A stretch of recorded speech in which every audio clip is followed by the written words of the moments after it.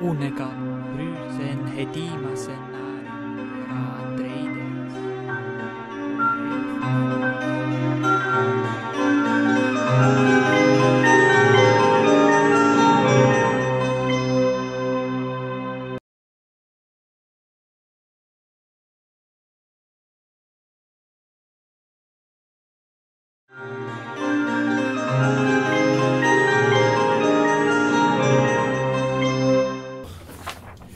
Voilà arrivé à la dernière conférence de notre programmation avec un changement puisque Madame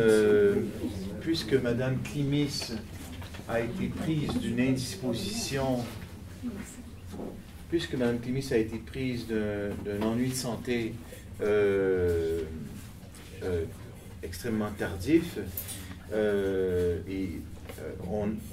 j'ai demandé et M. Geoffroy Manet a accepté de remplacer presque à main levée cette conférence pour nous présenter une conférence touchant un peu un domaine proche de ce qui avait été prévu et un auteur proche de ce qui avait été mentionné, mais ça sera une autre optique, bien évidemment. Je l'en remercie infiniment d'avoir, à 48 heures presque d'avis, vous vous rendez compte, un étudiant, je sais que c'est un bon connaisseur de Rancière et tout ça, j'ai demandé, ce serait bien, parce qu'on tenait à avoir quelque chose dans cet ordre-là pour notre ensemble et pour le bénéfice de notre réflexion. Alors, Geoffroy Manet est doctorant à Paris 8. Il travaille sur Rancière et il nous propose une réflexion intitulée Anarchie, démocratie, réflexion sur le théâtre civique dans la poétique d'Aristote. Réflexion sur le théâtre civique dans la poétique d'Aristote et son renversement dans la pensée politique de Jacques Rancière. Donc je lui laisse tout de suite la parole. Merci beaucoup. C'était programme. Merci à Jean-Marc pour ce cadeau empoisonné et merci aussi à toutes et à tous pour votre présence. Je vous prie de m'excuser d'avance. Bon, ça commence mal, mais je vais quand même le faire. Pour les raccourcis, les approximations de mon propos. Alors, c'est pas pour me défiler devant les questions éventuelles qui me seront posées. C'est juste pour rendre le combat plus tendre. Bon. Donc, je commencerai cette communication par citer une phrase de l'actrice et femme politique argentine d'après-guerre, Eva Perón. Je la cite, « Quand les riches pensent aux pauvres, ils leur prêtent de pauvres désirs. » Bon, je vous passe le topo historique sur le péronisme après-guerre, Eva Perón, Juan Perón, le parti justicialiste, etc. Bon, il est important, cependant, en particulier aujourd'hui, mais passons, disons que c'est la version en noir et blanc du populisme de gauche qui essaime et inspire pas mal de mouvements en Europe, comme Podemos ou les Insoumis, notamment à travers Ernesto Laclao et Chantal Mouffe. Peu importe. Cette phrase d'Eva Perón, « Quand les riches pensent aux pauvres, ils leur prêtent de pauvres désirs », est une phrase que j'aime beaucoup pour sa haute qualité politique, en fait. À mes yeux, c'est une phrase qui met en évidence la constitution d'une archée, ou de ce que j'appellerais une archée, au double sens du terme, c'est-à-dire du terme grec, arché comme commencement ou principe et commandement. Au sens où le principe, parce qu'il justifie une position sociale, je parle du principe de ce fameux désir, et le commandement parce qu'il ordonne aux pauvres en l'occurrence de rester à leur place. On a la constitution d'une archée qui est bien mise en évidence par la phrase d'Eva Perón. Et à mon sens, je ne vais pas m'étendre sur ce point. En revanche, je vais la commenter un peu. En prêtant aux pauvres donc des désirs pauvres, les riches, selon Perón, affirmeraient un principe de convenance entre désir et condition. Les pauvres auraient les désirs qui conviennent à leur être pauvre, c'est-à-dire des désirs pauvres, tandis qu'à l'inverse, les riches auraient les désirs qui conviennent à leur être riche, c'est-à-dire des désirs riches. Cette opération de redoublement d'un rapport de domination objective dans un rapport de domination subjective, d'un rapport de position dans un rapport de disposition, m'a évoqué cette autre phrase, extraite du chapitre 15 de la Poétique d'Aristote, consacrée à l'étude du caractère des personnages de tragédie. Aristote y énumère les 4 critères du bon caractère tragique. Je cite, « Le second point, c'est-à-dire le deuxième critère, écrit-il, c'est la convenance, armotanta en grec. Un caractère, ethos, peut être viril, andreion, mais il ne convient pas qu'une femme soit virile ou éloquente. » Plus loin, Aristote donne plusieurs exemples de caractères qui ne conviennent pas, la lamentation d'Ulysse dans Scylla et la tirade de Mélanippe. Ainsi, le héros qui se lamente et pleure, ou la femme savante, comme dans la Mélanippe savante d'Euripide, qui profère des propos déplacés dans la bouche d'une femme, c'est-à-dire des paroles éloquentes, ne conviennent pas. Il y a trouble dans les genres et par conséquent désordre dans la mimésis aristotélicienne. À travers le souci éthique de la vraisemblance des caractères et le critère de convenance, Aristote affirme au sujet des hommes et des femmes la même chose que les riches au sujet des pauvres dans la phrase d'Eva Perón. Les hommes prêtent aux femmes des désirs féminins, comme les riches prêtaient aux pauvres des désirs pauvres. On le voit, la richesse et la pauvreté peuvent se compliquer d'autres noms, de noms qui débordent largement le strict rapport de domination économique. Les pauvres des riches, c'est-à-dire les bons pauvres ou les pauvres convenables, qui ont les manières de leur position, l'apparence de leur être. Ce sont aussi et notamment les femmes auxquelles les hommes, comme Aristote, prêtent des désirs limités à leur sexe. Alors, certes, Ainsi, ce qui est remis en cause par Eva Perón dans sa phrase, est une opération symbolique que nous retrouvons dans la Poétique d'Aristote. Cette opération consiste à faire de certains noms communs, hommes, femmes, riches, pauvres, etc., la réunion de positions et de dispositions qui rendent propres à ces positions, qui destinent à chacune des positions correspondantes. C'est la distribution hiérarchique des positions de supériorité et d'infériorité, en fonction des capacités supérieures et inférieures à les occuper, qui est implicitement critiquée par Eva Perón. Les pauvres auraient des capacités de pauvres qui les empêcheraient de prendre part aux capacités des riches. Dès lors, nous comprendrons aisément que le cercle de l'incapacité dans lequel les pauvres, au sens large, sont enfermés, rendent la représentation de ces derniers problématique. Par exemple, les femmes éloquentes d'Aristote, qui prennent part à la parole réservée aux hommes. Le philosophe Jacques Rancière formule très bien l'enjeu politique et esthétique qui est le nôtre lorsque celui-ci définit ce qu'il entend par démos.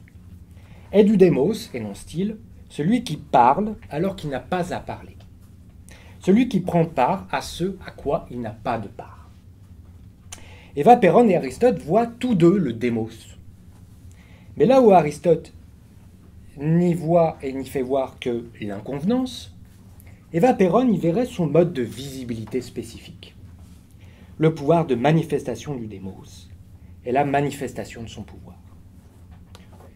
Dans cette perspective, la poétique aristotélicienne peut être regardée comme l'un des textes où se donnent à lire les opérations symboliques visant à fabriquer et représenter l'apparence du bon démos et du mauvais. Partant, nous formulerons deux thèses. La première énonce que la constitution symbolique du peuple et de son opposé, la constitution symbolique du peuple et du non-peuple, soumet ce dernier à la violence de son expulsion, par différents procédés imagés dont la poétique d'Aristote offre selon nous de bons exemples. Autrement dit, la poétique aristotélicienne construit un régime de violence contre le démos, dans lequel les personnes exclues par et soumises à ce régime sont tantôt ridiculisées, tantôt diabolisées. La seconde thèse énonce que la politique révèle en creux la force de scandale du démos, qu'elle tente de neutraliser à travers ses opérations symboliques. Les efforts déployés par Aristote pour tempérer le démos se heurtent en même temps au paradoxe de sa rationalité propre. Cette raison démocratique, Rancière la désigne sous le nom boiteux de part des sans-parts, qui est, comme nous le verrons brièvement, le problème sur lequel achoppe toute philosophie politique. Bon, alors, la poétique aristotélicienne, donc grand 1, revenons première thèse, si vous préférez. Alors, revenons à nos hommes efféminés et à nos femmes viriles. Selon le régime mimétique aristotélicien, ces personnages disconviennent en raison du type éthique qui leur serait inadéquat. La poétique d'Aristote est un manuel de politesse, et ce au double sens du terme. Je sais aussi que c'est un traité qui formule les normes du récit, une narratologie pour ainsi dire, mais je laisse ça de côté. La poétique d'Aristote est un manuel de politesse, et ce au double sens du terme. Il est à la fois un traité des règles de savoir-vivre, dire, agir, être à l'usage de la cité rassemblée ou de la communauté des spectateurs, et un traité du citoyen, politesse en grec, auquel les règles de savoir-vivre doivent être appliquées pour montrer qui est le citoyen et qui ne l'est pas. La poétique est donc un traité politique. Pour cette raison, Jacques Rancière souligne à de nombreuses reprises qu'en retranchant la chronique historia en grec comme domaine de la vie empirique, du récit mutos en grec comme domaine de l'action logique, fait référence au chapitre 9 de la poétique d'Aristote, plus largement à ce qu'il appelle le régime représentatif de l'art, dans lequel il met ensemble et Aristote et le canon des beaux-arts ou le canon classique. C'est pour ça qu'il tord un peu Aristote dans son sens. Donc, en retranchant l'historia du mutos, Aristote pose un enjeu de partage esthétique, selon Rancière, qui répond lui-même à un enjeu de partage politique entre deux catégories de vivants. D'un côté, la minorité des êtres qui appartiennent au domaine politique ou public de la praxis et du logos, les citoyens. De l'autre, la majorité des êtres quelconques, voués à la répétition des travaux et des jours, à la reproduction de la vie nue et privée, les non-citoyens, comme les femmes et les esclaves. La poésie narre les actions des citoyens, la chronique décrit la vie des non-citoyens, selon Rancière. Eu égard à ce partage esthétique et politique des rôles, les êtres inconvenants et impolis apparaîtront au point où les deux pôles de la citoyenneté et de la non-citoyenneté, du mutos et de l'historia, du héros tragique viril et de la femme domestique, seront mis en rapport sous les traits d'une femme éloquente ou d'un homme en sanglots. Une poétique de la cité comme celle d'Aristote ne saurait ignorer ces catégories intermédiaires, au point de l'historia et du mutos. Ces catégories intermédiaires de personnes qui traversent impunément les frontières de la citoyenneté et du foyer. Elles seront donc vues, ces catégories intermédiaires de personnes, et entendues, mais ne le seront pas comme des citoyens à part entière. La poétique d'Aristote nous livre les plus sûrs moyens de ridiculiser, enfin, de combattre un homme ou une femme qui ne reste pas à sa place. Il existe, nous dit en substance Aristote, enfin, il ne nous dit pas ça, mais peu importe, il existe des cases de relégation pour ces personnes. Et la première case de relégation pour ces personnes s'appelle la comédie. Alors, certes, la poésie représente des personnages en action, Mais il y a nécessairement deux grands types d'hommes d'action, le noble et le vil, le haut et le bas, qui correspondent respectivement à la poésie tragique et à la poésie comique. Or, la mimésis des hommes qui agissent est celle des hommes de la praxis, des citoyens. Il faut donc admettre dans la communauté civique des hommes moins citoyens que les autres, des citoyens comiques. Okay, donc les hommes qui agissent, nobles et vils, haut et bas, correspondent respectivement au genre de la tragédie et au genre de la comédie. La bassesse et les vilainies comiques ne sont pas n'importe quelle bassesse et vilainie.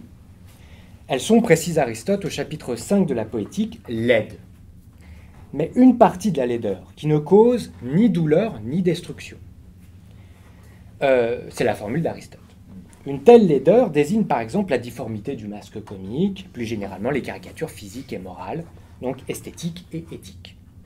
Si nous acceptons l'hypothèse selon laquelle la poétique d'Aristote propose une esthétique de la politique, alors il faut admettre que la division hiérarchique des genres tragiques et comiques traverse aussi la communauté civique. Il y a des citoyens tragiques et des citoyens comiques. En l'espèce, nous pouvons songer à la division entre riches et pauvres, dont Aristote du reste reconnaissait parfaitement le caractère décisif dans la cité. L'historien Mossé Finlay, dans L'invention de la politique, dresse la liste des euphémismes, c'est son terme, employés dans les sources grecques pour désigner les riches et les pauvres. La plupart soulignent la valeur supérieure des riches et la valeur inférieure des pauvres. Parmi ceux-ci, les agathoi, bons, bien nés, nobles, et les kakoi, mauvais, mal nés, non nobles. Le partage entre les personnages nobles de la tragédie et vils de la comédie recouperait par conséquent le partage des citoyens riches et pauvres, nobles et vils de la cité. Exemple de comédie, la pièce d'Aristophane Les Cavaliers, qui dépeint sous les traits d'un esclave l'orateur du Parti populaire, Cléon, sous les traits d'un vieillard faible d'esprit et manipulable, le démos, c'est son nom. Quant aux non-citoyens, on imaginera aisément, c'est-à-dire ceux qui ne sont même pas comiques, on imaginera aisément que les femmes inconvenantes dans le genre sérieux de la tragédie ne le seront pas du tout, enfin si justement, dans le genre léger de la comédie. En somme, les femmes savantes, c'est tout à fait acceptable et convenable quand c'est pour rire. Nous citerons à nouveau une pièce d'Aristophane, l'Assemblée des femmes, qui figure une agora de citoyennes, mais une agora ridicule. Il est clair qu'Aristophane a voulu représenter le démos sous les traits d'homme efféminé, la tare suprême. Alors, Aristote faisait de la laideur douce, la comédie, qui ne cause ni douleur ni destruction, une partie de la laideur. On peut se demander quelle autre partie de la laideur entraînerait douleur et destruction. Ce n'est pas la tragédie, dont la violence est une belle violence, un grand pathos, mais ce que nous nommerons la tragédie déviée, c'est-à-dire la tragédie monstrueuse du chapitre 14 de la Poétique, qui provoque des émotions brutes et non cathartiques, contrairement à la tragédie droite et à ses nobles passions. Cette forme dégradée de la tragédie, indigne de la monstration tragique et par conséquent de la citoyenneté noble, n'est pas sans évoquer les parek-baséis, les formes déviées, anormales, en un mot monstrueuses, des gouvernements droits et justes de la politique d'Aristote. Au livre 6 de la Politique, justement, Aristote construit une scène dans laquelle la dernière espèce de démocratie, la démocratie extrémiste, celle qui n'exclut personne de la citoyenneté, c'est la formule d'Aristote, ou presque, est représentée, selon notre terminologie, comme une tragédie déviée. Donc, démocratie extrême comme tragédie déviée. Aristote y rend sensible, dans ce livre 6 de la Politique, il rend sensible la monstruosité de ce régime dans certains mots caractéristiques de la violence imposée aux gens qui ne conviennent pas, aux gens impolis. Ces mots sont des insultes à l'endroit des citoyens de cette démocratie. Tourbe, bâtard, multitude, comprendre aux populaces.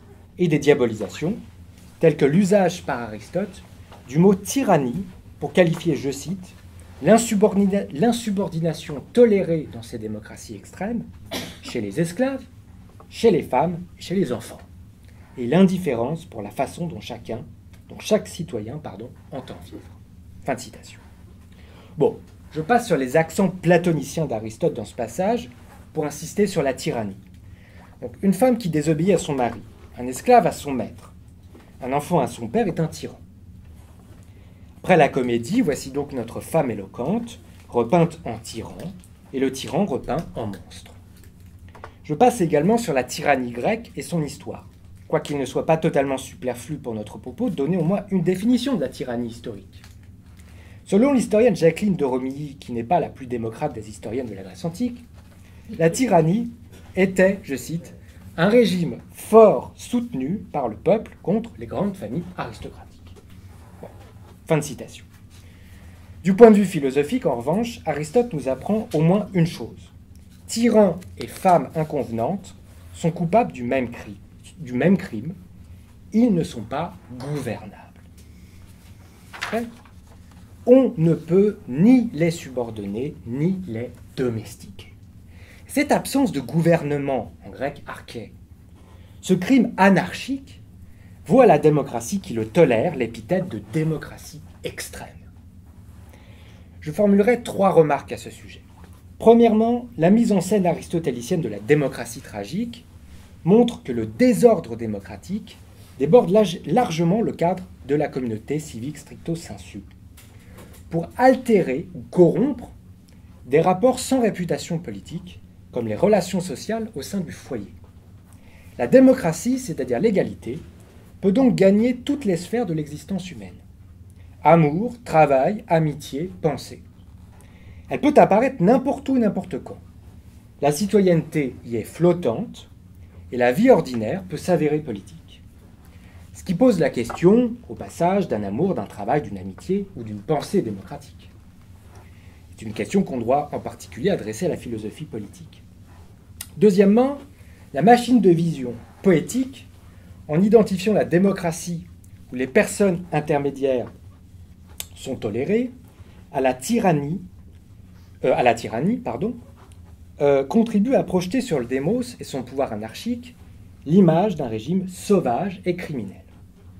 La condamnation de la démesure, hubris, des désirs illimités du peuple, qui traverse toute la philosophie politique, vise essentiellement le pouvoir du démos, dont Aristote expose malgré lui le seul et unique tort, s'égaler à ses gouvernants et supérieurs naturels. Troisièmement, la démocratie qui reçoit les foudres d'Aristote, la démocratie extrême, radicale, n'est autre que la démocratie de Clisthène, selon ce même passage.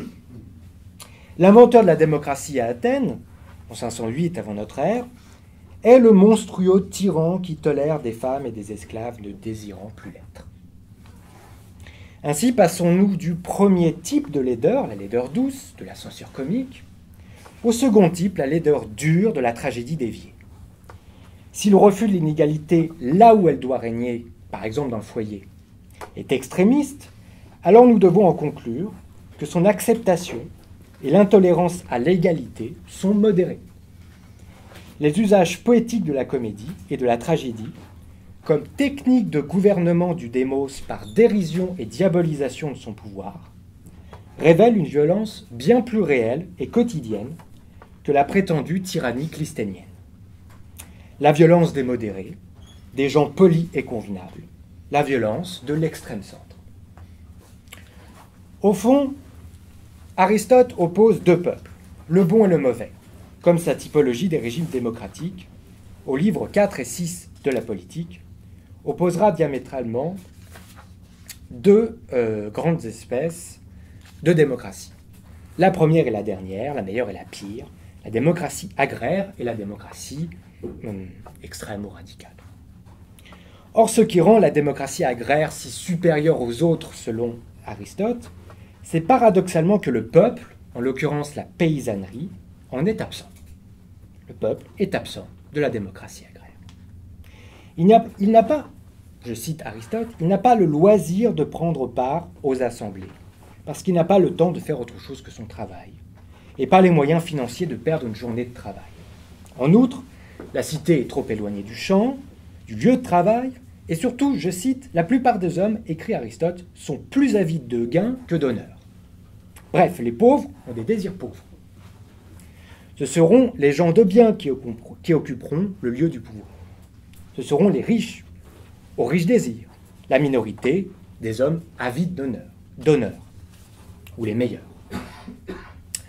Le bon peuple n'est donc pas simplement, le bon peuple de la démocratie agraire, n'est donc pas simplement le peuple absent de son régime politique. Il est le peuple représenté par la figure héroïque et masculine des hommes qui agissent par opposition aux hommes qui travaillent. Il est la figure mythique du citoyen par opposition à la figure chronique du non-citoyen. Alors c'est précisément sur ce point que Jacques Rancière va renverser la position aristotélicienne. La démocratie idéale d'Aristote, la démocratie agraire, contient le peuple sans souffrir de son litige avec les gens de bien. Pour Rancière, il n'y a de démocratie qu'à la condition de souffrir ce litige constitutif de la démocratie. Ce litige entre le peuple et les gens de bien. Donc, grand 2, deuxième thèse, la démocratie et ses traitements. En effet, le grand avantage du peuple agraire est, pour paraphraser Rancière, qu'il ne prend pas part à ce à quoi il n'a pas de part. Le peuple agraire reste donc à sa place de peuple laborieux et besogneux, sans plus. Rancière appelle polis le partage du sensible qui distribue dans l'espace les corps et les parts qui reviennent à chacun d'eux, à chacun des corps, selon le critère fonctionnel de la tâche, le critère axiologique du rang et le critère éthique de la manière d'être. Autrement dit, la police détermine sans reste la part qui revient à chaque partie constitutive de la communauté en raison de sa fonction, de sa valeur et de sa forme de vie. Par exemple, la démocratie sans démos d'Aristote, la démocratie agraire, répartit les corps selon le partage policier suivant. Aux paysans le travail, aux gens de bien la praxis, aux femmes le bavardage et l'obéissance, aux hommes l'éloquence et le commandement, et ainsi de suite.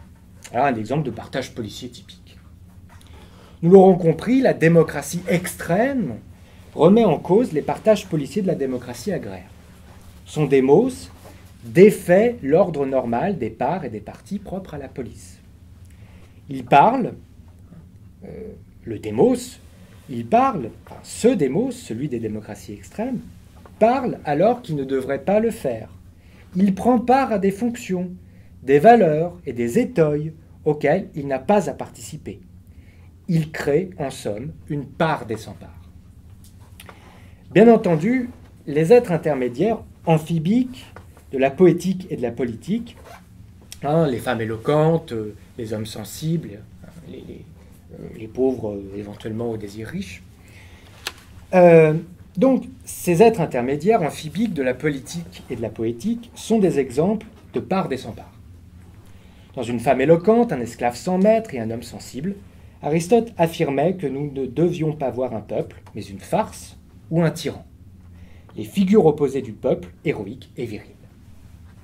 Rancière, en revanche, voit dans les êtres déviés qui occupent les assemblées réservées aux gens de bien, la démocratie extrême, non pas la démocratie extrême, radicale, clisténiste, soyons fous, mais la démocratie tout court. Donc afin de mieux saisir ce qu'il faut entendre par la part des sans-parts, je terminerai là-dessus, nous devons resserrer notre analyse du démos autour de ses usages grecs. Bon, dans son ouvrage « Le démos avant la démocratie », l'historienne Marie-Joséphine Verling distingue effectivement pas moins de 5 usages du mot démos au 5e et 4e siècle avant notre ère. Bon, je passe sur les 3 premiers usages, je vais directement aux 2 derniers. Ce sont surtout ces 2 derniers usages qui retiendront notre attention. Dans ces usages, le démos présente la spécificité de réunir sous le même nom 2 sens diamétralement opposés. D'un côté, le démos de l'âge classique signifie un ensemble, un tout juridico-politique, à distinguer de la simple population. Le concept de peuple est alors inclusif, il comprend tous les citoyens grecs, et abstrait, sans considération de profession, de naissance, de richesse. Bon. C'est une abstraction restreinte dans le cas de la démocratie grecque, mais une abstraction quand même. C'est le peuple des égaux, le peuple des déclarations, des constitutions, des devises au fronton des bâtiments publics. C'est le peuple de gloire, le peuple tout. De l'autre, second usage du mot démos, le démos désigne une partie spécifique de la cité, Le peuple, ce sont les pauvres socio-économiques, les gens de rien, le bas peuple, la populace, diraient certains. Le concept de peuple est alors exclusif. Il ne comprend pas tous les citoyens, et concret, au sens où cette fois-ci, les différences économiques notamment, sont prises en compte dans sa définition. C'est le peuple souffrant, vaincu, opprimé, oublié, le peuple de misère, le peuple parti. Alors, cette mise au point terminologique, somme toute très classique, nous permet cependant de revenir à notre notion de démocratie. Alors, selon la première acception du mot démos, la démocratie sera le pouvoir, kratos, de tout le peuple. Non seulement la majorité et la minorité des citoyens font partie du peuple, mais ce qui caractérise ce dernier est son pouvoir, soit sa participation à la souveraineté, qui est le pouvoir par excellence, le pouvoir politique. Selon la seconde acception, en revanche, la démocratie sera le pouvoir, entre guillemets, d'une partie de la société, mais d'une partie dont le signe distinctif est l'absence de pouvoir. La dépossession économique, sociale, culturelle, etc. Et sa domination par les possédants, propriétaires terriens, nobles, savants, etc. En somme, la démocratie se présenterait sous deux jours à première vue irréductibles. Soit l'omnipotence du peuple en tant que citoyen, soit l'impotence du peuple dominé en tant que non-citoyen. Traiter du démos et de la démocratie consiste toujours à s'interroger sur le rapport et le non-rapport entre ces deux sens contradictoires du peuple et de son pouvoir. La dualité du démos est l'enjeu central du démos. Car c'est bien de cela dont il est question, du rapport sans évidence, du rapport sans rapport, du rapport duel divisé du peuple à lui-même, qui est à la fois peuple-parti et peuple-tout, dans la démocratie. Bon, alors, nous pourrions probablement, mais je vais passer là-dessus, reconstituer la plupart des théories politiques à partir des genres de traitement du rapport-non-rapport de la démocratie. Je comptais vous parler très brièvement de Platon ou de Carl Schmitt pour donner des exemples de théoriciens politiques, mais je ne le ferai pas. Tout le monde est fatigué. Cependant, on pourrait quand même distinguer trois grands genres de traitement du rapport-non-rapport de la démocratie. Du rapport problématique entre ce peuple-parti et ce peuple-tout. Premier genre de traitement, celui qui nie le rapport. Il n'y a aucun rapport entre le peuple-parti et le peuple-tout. Alors il peut le nier de plusieurs manières. Il peut le nier sous la forme de la séparation, ce serait plutôt Platon. Voilà. Ou de l'identification, ce serait plutôt Carl Schmitt, qui va identifier le peuple-tout au peuple-parti, le peuple abstrait au peuple concret. Ou bien à l'inverse, les théoriciens de la démocratie libérale, par exemple John Rawls, qui identifieraient plutôt le peuple-parti au peuple-tout. Et qui ferait, de l'homme, du citoyen, un être de raison avant tout. Un deuxième genre qui affirme et nie le rapport sous la forme de la contradiction et de son dépassement. C'est le cas en particulier du jeune Marx dans La vraie démocratie. Et un troisième enfin qui affirme le rapport avec le non-rapport sous la forme du litige. Et ça, ce serait plutôt le cas de Jacques Rancière, mais aussi de gens, je le crois, comme Claude Lefort, voire Michel Foucault. À voir. Bon, donc je passe là-dessus. Je formulerai en revanche deux remarques conclusives à propos de Rancière et Aristote pour revenir à nos moutons, à notre sujet. Premièrement, les différents traitements de la dualité démocratique constituent autant de manières de traiter la part des sans-parts en tant que nouage singulier de la démocratie. Donc, ces trois genres de traitement du rapport-non-rapport de la démocratie, ce sont trois genres de traitement de la part des sans-parts. C'est ça le problème pour la philosophie politique. En tout cas, quand on adopte une perspective ranciérienne, un point de vue ranciérien comme le mien. C'est un problème parce qu'en gros, la philosophie politique annule cette part des sans-parts d'une façon ou d'une autre, supprime cette part des sans-parts d'une façon ou d'une autre. Donc, la majorité d'entre elles, la majorité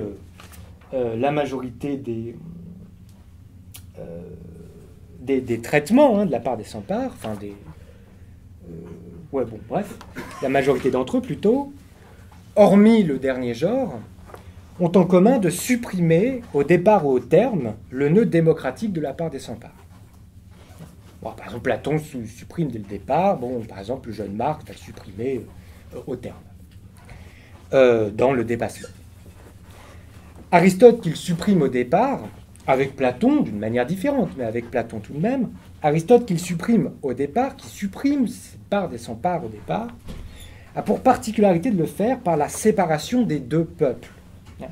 La démocratie agraire, je reviens à cette question de démocratie agraire chez Aristote, est la fiction philosophique de la convenance démocratique.